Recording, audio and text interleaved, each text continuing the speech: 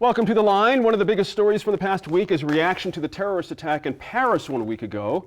The investigation continues, but ISIS has allegedly claimed responsibility.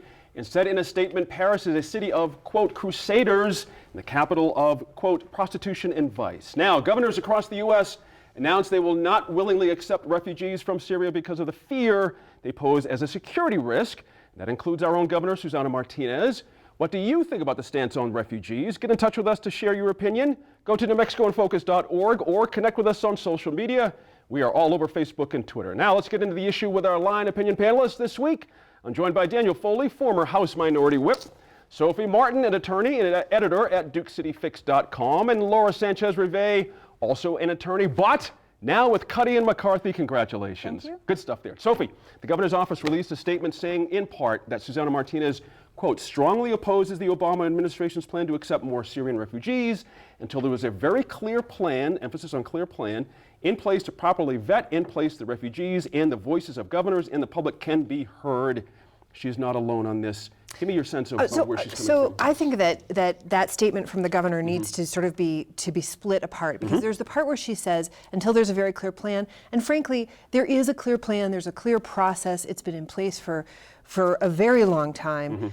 It takes 18 months to 24 months for most refugees to pass through that process.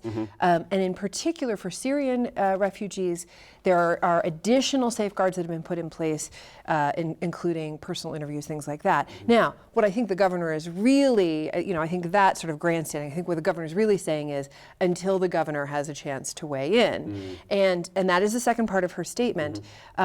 What I think that all of these governors need to recognize is that in the United States, once you're in here, with very few exceptions, you have the ability to move from state to state, to live in one state or another. And so for New Mexico or any other state to say, we won't accept a certain refugee, they can make it unpleasant, they can make it difficult, but they can't actually say that person can't enter our state and live here. That's interesting. Your sense of this as well, I mean, that came out pretty quickly that the feds have the final say here. But we just had a situation as we tape this on Thursday where a family was turned away from the state of Indiana and ended up in Connecticut. The Connecticut governor said, you're welcome here, but the Indiana governor said no.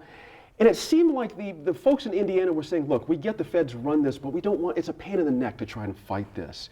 Is that a crack to you? Do you see an opening there for other governors to do the same thing now that it's happened once already? Well, I think in that situation, the placement agency, who I think included maybe Catholic Charities and some other nonprofit organizations that assist with refugee placement, really felt like fighting against the state's actions or decision was going to take too long, and this was an impending arrival. They really needed to act fast to get this family situated. And I think that was one family in particular, I think, in the article, but there was another one that was also on their way.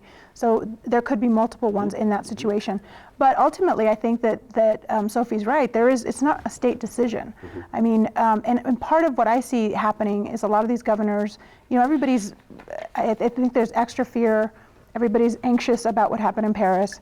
And so there's an overreaction, an emotional reaction right now to what's happening without people really taking a step back and understanding what the process is currently.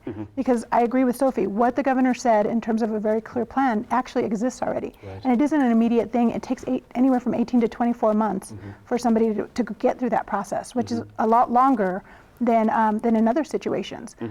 Certainly longer than a student, for example, wanting to come here that may not have family connections in the same way. So I think there's already something in place.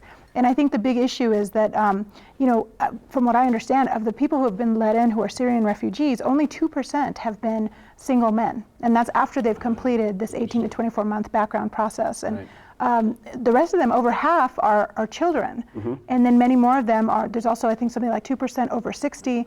So we're talking about families, the large majority of them being families who are coming here, not individual men who are of combat age, so the same, of the same profile as was the people responsible for the Paris attacks. Interesting. Dan, Laura mentioned the Congress. We've got Ted Cruz running for president, senator from Texas certainly, saying he's going to introduce legislation to allow Christian Syrians to come in, but not Muslim Christians to come in. How does that serve the United States' interest to kind of carve people up as their religious beliefs? How does that work?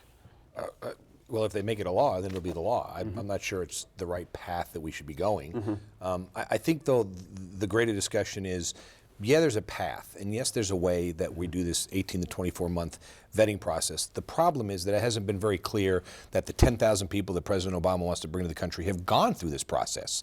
The conversation has been that the theory has been prior We've to had this. 2,200 allowed since 2011. That's right, and they've gone through this process. Now the president's speaking about 10,000 coming, and is that 10,000? There's been no plan portrayed by the president that says. But let here's, me stop you there. Isn't the plan already in place that Sophie and Laura mentioned? Isn't that the plan? No. We have a system in place to That's be not able true. to do this. You could bring the problem. See, that's the problem, Gene. The president can decide to bring What 10,000. he's not saying is, and we're going to greenlight these 10,000 without putting them through the system in place.